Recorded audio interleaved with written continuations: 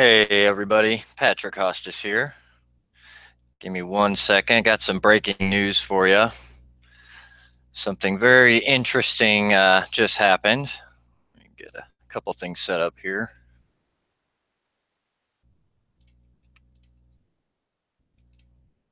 Guess who visited the New York Times today?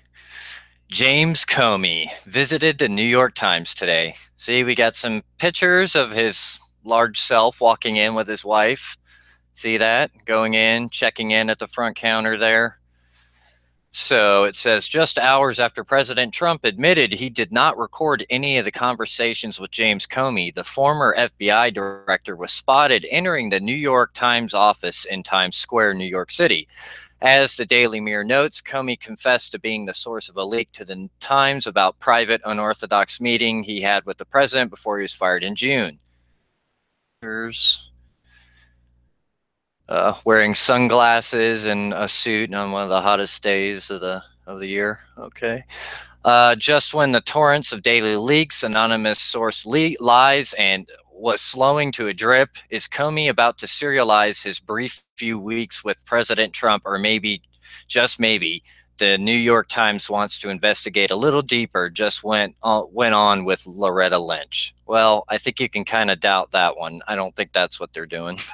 I think we can safely assume they're not going to do any real journalism, unfortunately. But I just wanted to share that with you because I thought that was pretty interesting.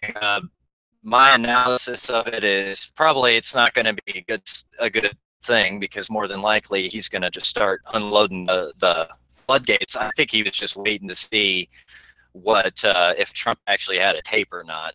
And now that he knows that there really isn't, he probably felt like, you know what, now I could just say whatever I want, and there's no way to tell if who's telling the truth or who's lying. So I think this may not work out very well for the future stability of the Trump administration if this guy starts, because no matter if he feeds the demonic liberal movement that's trying to unseat a democratically elected president, is dying of its own ignorance. I mean, it's dying because it's got no evidence to support itself at all, and the American people realize that.